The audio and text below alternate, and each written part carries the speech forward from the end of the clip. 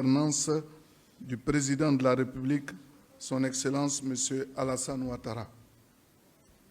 Mesdames et Messieurs, chers amis journalistes, la tribune de ce jour que j'ai l'honneur d'animer dans le cadre des rendez-vous du RHDP a justement pour objectif de vous présenter cette Côte d'Ivoire stable et épanouie avec le RHDP. Cette Côte d'Ivoire qui avance à pas de géant comme un éléphant sur une belle et merveilleuse trajectoire de développement à l'image des magnifiques autoroutes, édifices et infrastructures qui sortent de terre de partout, aux quatre coins du pays, grâce à un homme de vision, le président Alassane Ouattara. Mesdames et Messieurs les journalistes, d'où venons-nous? Où allons-nous? Où en sommes-nous? Et comment en sommes-nous arrivés là? Quels ont été les éléments déclencheurs des grands succès de la gouvernance Ouattara? L'insécurité maîtrisée, la stabilité retrouvée, la paix et la cohésion sociale renforcées. Il est indéniable, au regard du climat politique qui prévalait au moment de son accession au pouvoir, que la lutte contre l'insécurité a été l'un des plus grands succès du président Alassane Ouattara. Un contexte de sortie de crise avec des armes de tout calibre aux mains de groupes armés hostiles et actifs. Un système de défense et de sécurité totalement affaissé. Une armée à reconstruire autour de valeurs nouvelles. Des infrastructures de sécurité à rétablir. Un système judiciaire à remettre sur pied. Les défis étaient immenses. Et pourtant, c'est cette prouesse que le président Alassane Ouattara a réussi à réaliser, et si bien réalisé qu'après une décennie, la Côte d'Ivoire rivalise avec des nations européennes en termes d'indices de sécurité. Aujourd'hui, toutes les horreurs des crises passées sont devenues de lointains souvenirs pour les Ivoiriens. Les populations vivent en toute tranquillité et vaquent à leurs occupations quotidiennes sans se faire de soucis pour leur sécurité. Le pays est redevenu sûr et fréquentable pour tous. La paix règne en dépit d'un contexte sous-régional marqué par de nombreuses et nouvelles formes de menaces sécuritaires. La cohésion sociale est une réalité. La stabilité politique est assurée. Et le pays, comme je l'ai dit tout à l'heure, inspire à nouveau confiance. La Côte d'Ivoire s'est même payé le luxe d'organiser la meilleure CAN de tous les temps sans le moindre incident. Le pays du président Alassane Ouattara est aussi une référence en matière de développement économique inclusif. Un développement économique inclusif fulgurant et également important de souligner. S'il est un domaine où la Côte d'Ivoire arrache l'unanimité des observateurs les plus avertis et de bonne foi, c'est sans contexte sur ses performances économiques remarquables. Croissance économique positive et soutenue, même durant la période du Covid, où l'économie mondiale était en récession.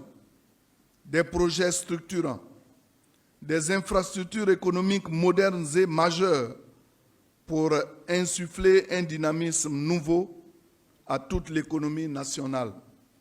La réhabilitation et la construction de nouvelles routes, autoroutes, ponts, et échangeurs ultramodernes d'infrastructures énergétiques.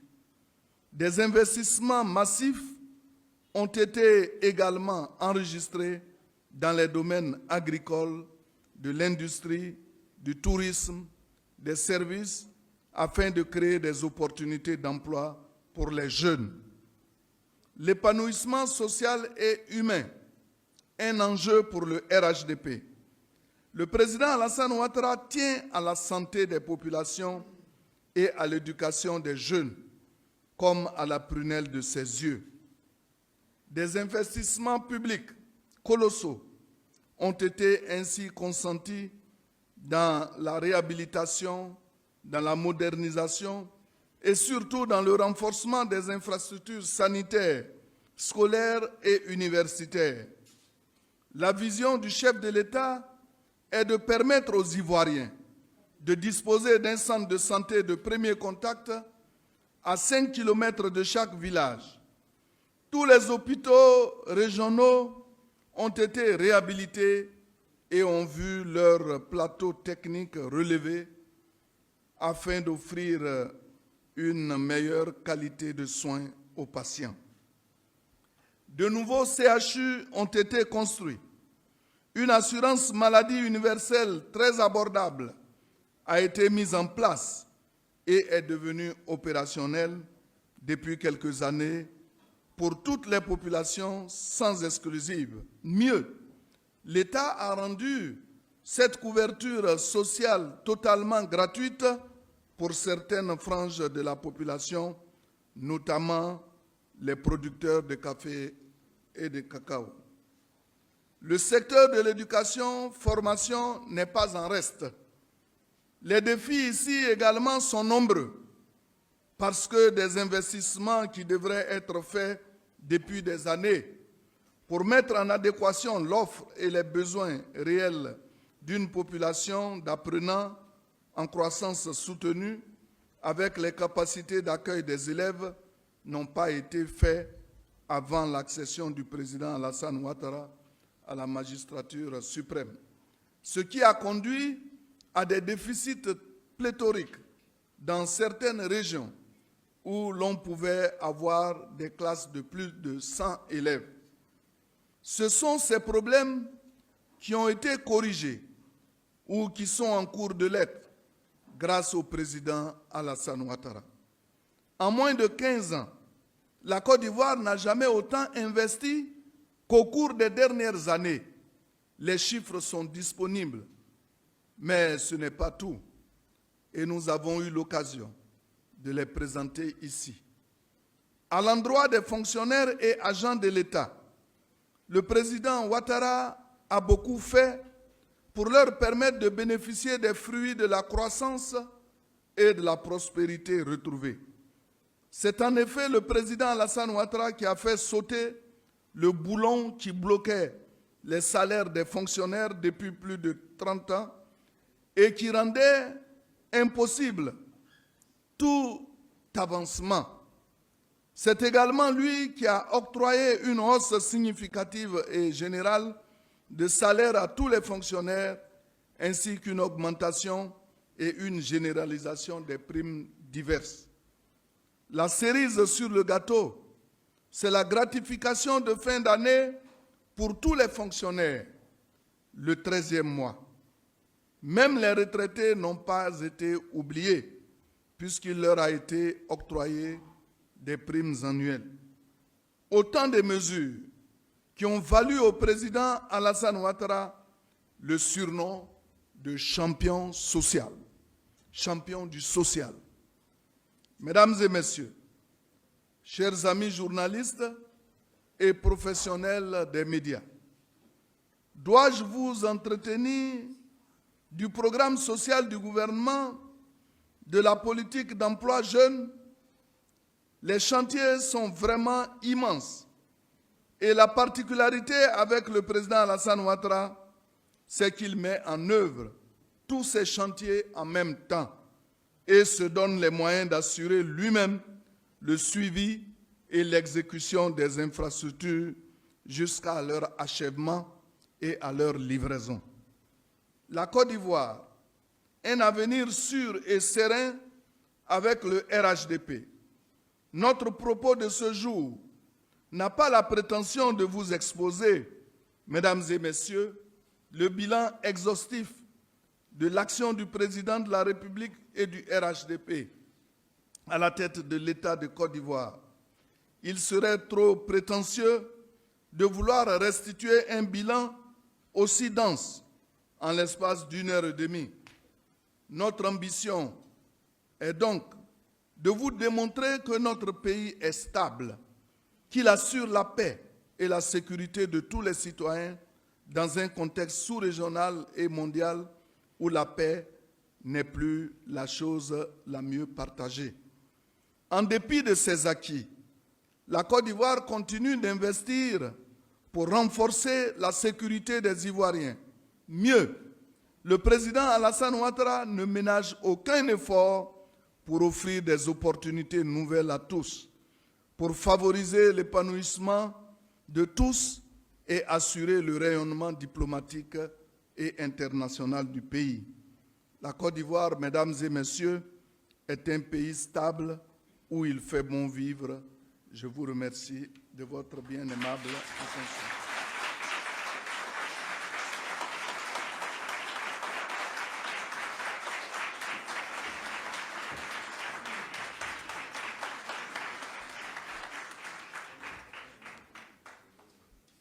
Merci, Monsieur le ministre d'État, porte-parole principal du RHDP. Chers amis de la presse nationale et internationale, chers amis professionnels des médias, nous voici à l'étape des échanges avec vous et les porte-paroles. Vous connaissez le principe. Nous irons sur des questions, nous irons sur 5 questions prioritairement tournées vers les propos liminaires qui ont été tenus par le porte-parole principal. Et donc, je vais laisser le soin. D'accord, je ne vois pas, il y a des caméras devant. Est-ce qu'il y a une main? D'accord. Vous vous levez, vous vous présentez, vous posez votre question, s'il vous plaît. Monsieur le ministre d'État, porte-parole principal du RHDP, je suis Yapi Koulibaly, journaliste émérite au quotidien Le Jour Plus, 19 ans de métier. Émérite. Monsieur le porte-parole principal, les évêques de Côte d'Ivoire ont appelé récemment à une élection inclusive, souhaitant ainsi la participation de tous les acteurs politiques à l'élection présidentielle du samedi 25 octobre prochain. Avez-vous un commentaire à faire sur cette énième sortie de l'épiscopat ivoirien sur les sujets d'ordre purement politique? Puis, monsieur le ministre, votre régime, votre gouvernement vient de fixer le prix du kilogramme du cacao à 2200 francs CFA. Ce prix court jusqu'à quand? Merci. Merci, monsieur Yapi.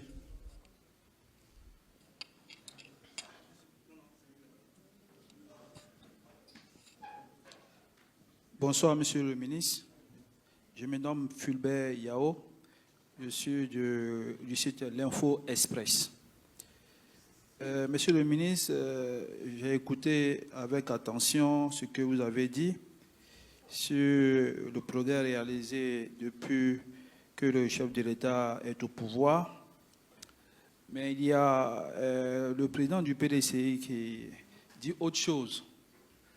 Nous l'avons écouté récemment sur TV5 et il estime que d'une part l'espérance de vie en Côte d'Ivoire est au rabais par rapport au Sénégal. Il parle de 50 ans pour les Ivoiriens et une soixantaine d'années pour les Sénégalais. Il évoque même 250 morts par jour, que les Ivoiriens sont fatigués d'aller à l'Ivosept, ainsi de suite. Monsieur le ministre, que répondez-vous parce que vous dites une chose, lui aussi, il dit une autre. Qu'est-ce que vous pouvez répondre à ce leader politique? C'est bien noté, mon cher Fulbert Yao. Bonsoir, monsieur le ministre. Moi, c'est Aïssatou Diallo de la radio La Voix de la Diaspora. J'ai 2 questions qui s'adressent à vous. La première, c'est de savoir selon vous, quelles sont les conditions pour une élection libre, transparente, démocratique en Côte d'Ivoire en 2025? Et la seconde, c'est de savoir quel est votre message pour la paix en cette période électorale. Merci. Merci Aïssatou Diallo. Bonsoir, Monsieur le ministre d'État et porte-parole. Je suis Guillaume Nguetia du quotidien Le Matin. Monsieur le porte-parole, il y a quelques jours, un militant de votre parti, le RHDP, vivant en France, a tenu des propos rappelant les violences électorales de 2011. En outre, on entend ci et là plusieurs propos tendant à faire planer des menaces sur la prochaine élection présidentielle. Un commentaire de votre part. Merci, mon cher Guillaume Nguetia. Je fais un petit résumé quand même. Nous avons eu M. Yapi qui a posé la question concernant l'intervention des évêques sur les questions d'inclusivité. Il a aussi posé la préoccupation du prix, du commentaire qu'on pourrait faire sur le prix du cacao, qui est passé à 2200, le prix du kilo. Nous avons eu M. Fulbert Yao, qui a rappelé les propos de M. Thiam en ce qui concerne l'espérance de vie et le nombre quotidien de décès selon lui. Nous avons eu Mme Aïssatou Diallo, qui a posé des questions et surtout qui a demandé votre commentaire sur les conditions pour une élection libre et quel était votre message pour la paix, je crois, en Côte d'Ivoire. Et nous avons eu M. Guillaume Nguetia du Matin qui est revenu sur les propos d'un militant. Voilà. Donc, Monsieur le ministre d'État, Monsieur le porte-parole principal, je vous soumets à cet exercice.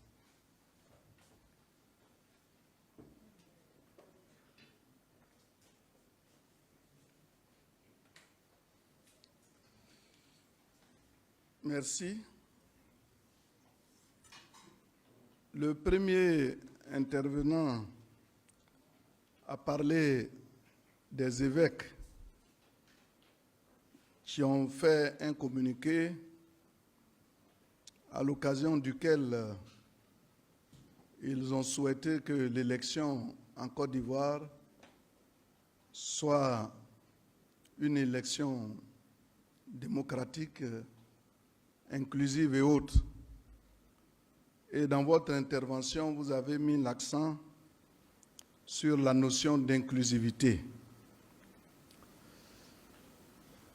Moi, je suis parfaitement d'accord avec ce que les évêques ont dit, mais il ne faudrait pas faire des amalgames. L'inclusivité n'est pas par rapport à des individus. Nous avons vu au Sénégal ce qui s'est passé, puisque les gens aiment prendre des exemples du Sénégal. Nous avons vu Sanko, qui était le candidat le plus redoutable et le plus redouté lors des élections présidentielles, mais en raison des difficultés qu'il connaissait et qui ne lui permettaient pas d'être candidat, il a choisi un autre candidat, donc une candidature de substitution. Et vous avez vu que son candidat qu'il a choisi a bel et bien gagné. Ce que nous demandons au parti, c'est de ne pas nous priver d'une élection inclusive, parce que nous, notre souhait, c'est qu'il y ait une élection inclusive, mais qui s'étende à tous les partis. Maintenant, s'il y a des partis qui sont focalisés sur des individualités qui empêchent que leur parti ait des candidats, c'est ceux-là qui vont nous priver de cette inclusivité. Et je pense qu'aujourd'hui, nous devons savoir que tous, autant que nous sommes, avec nos partis, nous avons des candidats. notre candidat va se prêter aux mêmes exigences. Les critères qui vont s'appliquer aux autres candidats vont s'appliquer à lui. Et il ne nous appartient pas, nous, de dire qu'un tel doit être candidat au détriment de tel autre. Il y a des institutions qui sont établies et qui décident de qui peut être candidat et qui ne peut pas être candidat. Donc, de grâce, ne focalisez pas les débats sur des individualités. Si vous êtes un parti, et d'ailleurs au Sénégal, on a vu que tous les partis avaient présenté des candidats. En tout cas, les partis qui l'ont souhaité. En Côte d'Ivoire aussi, nous souhaitons que tous les partis aient des candidats. C'est de cette façon que nous voyons la notion d'inclusivité. Voilà ce que je puis dire pour cette question. Vous avez parlé du prix du café, du cacao. Le café, lui, il est resté à 1500 francs le kilogramme, puisque en la matière, il n'y a pas de campagne intermédiaire. Mais pour ce qui est du cacao, à l'occasion donc de cette campagne intermédiaire, le président de la République, suite aux décisions qui ont été, donc aux débats qui ont eu lieu au cours de la fixation du prix du kilogramme de cacao, a décidé qu'on aille au-delà du prix fixé lors de la campagne principale. Et aujourd'hui, ce sont plus de 400 francs CFA qui s'ajoutent. Je crois que vous avez posé la question de savoir est-ce que cela va courir jusqu'à quand. Tout à l'heure, quelqu'un m'a posé la question aussi que l'assurance maladie universelle qui vient d'être prise en compte par l'État de Côte d'Ivoire pour les producteurs de cacao va courir jusqu'à quand? J'ai dit, bon, ça va courir jusqu'à ce que, en tout cas, tant que nous sommes au pouvoir, ça va toujours courir. Puisque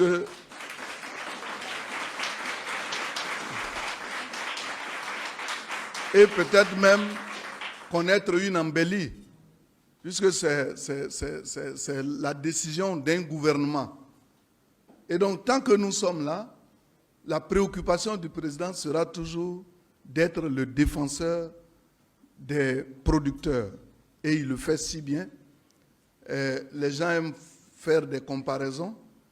Bon, on a souvent dit non, le Ghana, mais le Ghana a décidé de ne même pas fixer le prix de kilogramme de cacao lors de cette campagne intermédiaire, donc est resté à 1860 francs. Mais nous sommes allés à 2200 francs. J'espère que les gens, s'ils sont de bonne foi, ils vont tenir compte de cela pour ne pas chaque fois attaquer inutilement. Vous avez parlé également du jeune, je crois, qui se réclamait du RHDP et qui avait tenu des propos de haine. Ce jeune, certainement, a voulu réagir par rapport aux attaques perpétrées par l'opposition. Mais vous avez vu que les militants RHDP de France ont aussitôt réagi en pondant un communiqué pour condamner le discours de haine. Et c'est cela qui fait la différence entre le RHDP et les autres partis.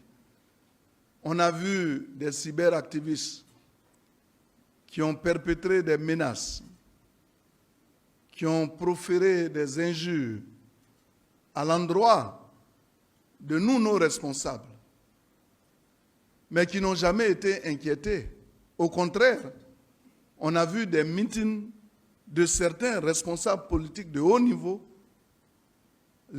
au cours desquels ils ont apporté leur soutien à ces jeunes-là. Ce que nous leur demandons de faire, c'est de réagir comme nous. Lorsqu'il y a des brebis galeuses en leur sein, il faut qu'ils aient le courage de les dénoncer et de les condamner. Mais soyez rassurés, nous sommes un parti de paix. Nous n'allons pas opposer à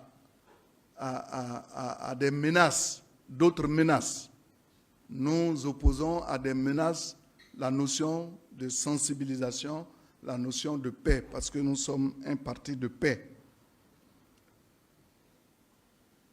Vous avez parlé également des élections avec les tricheries.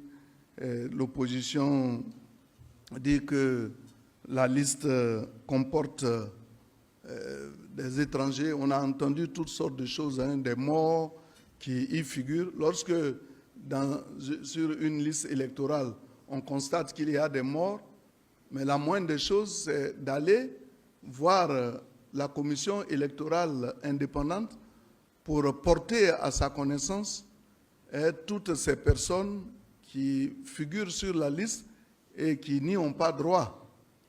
C'est de cette seule façon qu'on peut les extirper de la liste.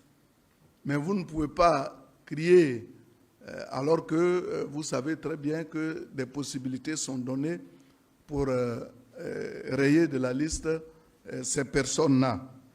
Bon, j'ai entendu beaucoup de choses parce qu'il y a des noms d'étrangers, mais souvent vous pensez que des gens, quand je prends le cas, je n'indexe personne, mais quand vous voyez Placide Zungrana sur une liste électorale, d'office vous allez penser qu'il est d'un autre pays, parce que ce nom tire sa source d'un pays que nous connaissons, alors qu'en réalité, il est ivoirien.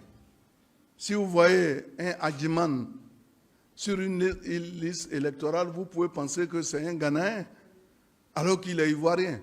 De la même façon, si vous voyez un Thiam sur une liste électorale, d'office, vous allez penser que c'est un Sénégalais. Et peut-être que c'est un Ivoirien. Donc, on ne tient pas compte. Ne tenez pas compte.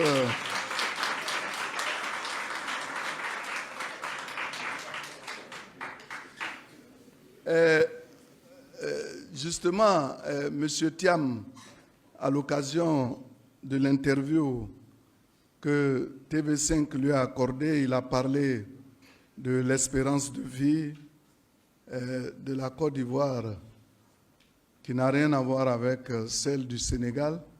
Mais je crois que M. Thiam parle beaucoup ces temps-ci, mais il ne connaît pas bien la Côte d'Ivoire. Pendant 23 ans, il était absent de la Côte d'Ivoire. Certainement qu'il connaît mieux le Sénégal que la Côte d'Ivoire, mais ce que je puis dire, puisqu'il a fait la comparaison entre le Sénégal et la Côte d'Ivoire, mais je vais lui demander de revoir sa copie et il se rendra bien compte que les chiffres qu'il donne n'ont rien à voir avec la réalité. Et je crois que le ministre, tout à l'heure, viendra donner la réponse escomptée. La voix de la diaspora qui parle quand est-ce qu'on parle d'élections démocratiques, où il y a la paix, mais c'est quand effectivement les élections sont démocratiques et quand il y a la paix, quand les élections ne sont pas émaillées d'irrégularités, quand tout s'est bien passé, quand le perdant reconnaît qu'il a perdu et que celui qui a perdu appelle le gagnant pour le féliciter. Évidemment, si à l'occasion des élections, on voit des gens aller déchirer des résultats, ça ne peut que susciter la peur partout et des conflits à n'en plus finir. Donc, je puis vous dire que nous, au niveau du RHDP, notre objectif, c'est d'aller à des élections transparentes, à des élections où nous demandons à nos militants d'observer la liberté des uns des autres et de faire en sorte qu'il n'y ait pas de bruit à l'occasion de ces élections. Les agitations et accusations du PDCI, moi je pense que c'est bien le reflet d'une panique et d'un manque de sérénité. Sinon, quand on est serein, on ne doit pas être emporté n'importe comment. Il faut se concentrer sur son sujet. Et c'est ce qu'au niveau du RHDP nous faisons. Nous sommes venus ici, nous n'avons attaqué personne. Vous avez vu que nous avons parlé du bilan de notre chef, du bilan de notre parti.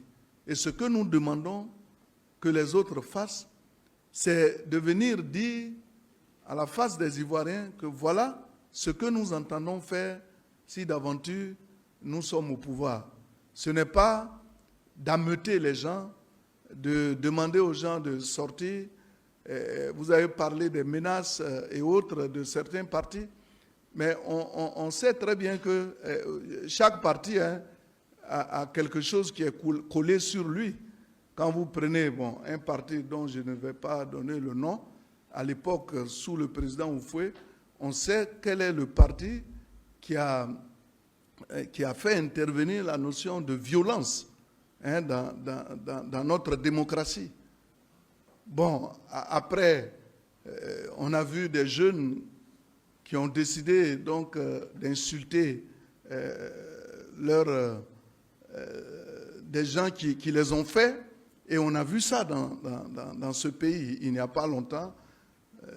Ces personnes qui attaquent, donc proférer des menaces, des insultes, on connaît quel est le parti qui le fait. Bon, ces temps-ci, on voit également qu'il y a un responsable de parti dont, lui, le succès, c'est le mensonge. Alors, donc, je n'ai pas cité de nom, mais je crois que si vous faites bien, vous allez comprendre. Et on sait aussi quel est le parti qui, aujourd'hui, travaille pour le bien-être des Ivoiriens, qui développe la Côte d'Ivoire.